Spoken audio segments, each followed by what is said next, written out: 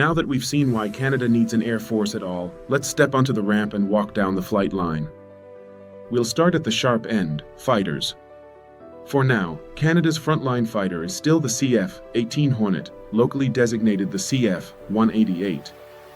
These are upgraded versions of the classic F/A-18, brought into Canadian service in the early 1980s. Today, roughly a few dozen CF-18s remain in operational use, including airframes acquired from Australia to keep numbers up. They are multi-role jets.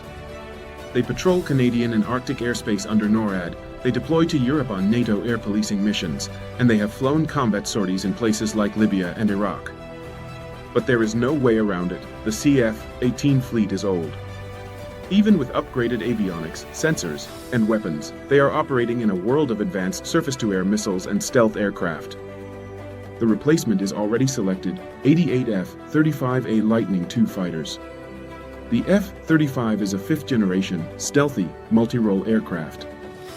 Its value is not just in being hard to detect, but in its sensor fusion, combining radar, infrared, and electronic data into a single, clear picture for the pilot. For Canada, the F-35 promises stealth survivability against modern air defenses. A common jet with key allies like the United States, the United Kingdom, Norway, Italy, and others. Deep integration with allied tactics, training, and logistics. But it also demands serious investment, new infrastructure, specialized maintenance, and long-term dependence on an international supply chain and software ecosystem. From fighters, we move to the eyes and ears over the oceans. For decades, Canada has flown the CP-140 Aurora, a maritime patrol and anti-submarine aircraft based on the P-8 Orion airframe. The Aurora has hunted submarines, tracked ships, and carried sensors and cameras over vast stretches of water and ice. However, like the Hornet, the Aurora is reaching the limits of its life. The next step is the P-8 Poseidon. Based on the Boeing 737, the Poseidon is a modern maritime patrol aircraft loaded with radar, electro-optical sensors, sonobuoys, electronic support measures, and advanced communications. Canada has committed to buying a fleet of P-8s to replace the Aurora. That decision aligns Canada with other major maritime patrol operators, including the US, the UK, Norway, Australia, and Germany, and plugs the RCAF into a global community of P-8 tactics and logistics. If fighters and patrol aircraft control the air and sea, transports and tankers move the people and equipment.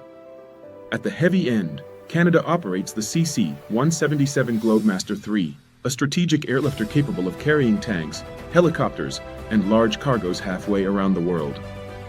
You see these aircraft delivering humanitarian aid after natural disasters, moving forces to overseas operations, and supporting major exercises.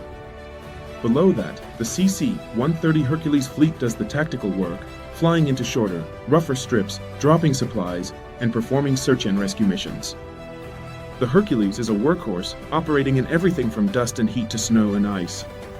For smaller, northern and remote missions, the CC-138 Twin Otter plays a crucial role: short, rough runways, gravel, ice, and tiny communities that rely on air connections.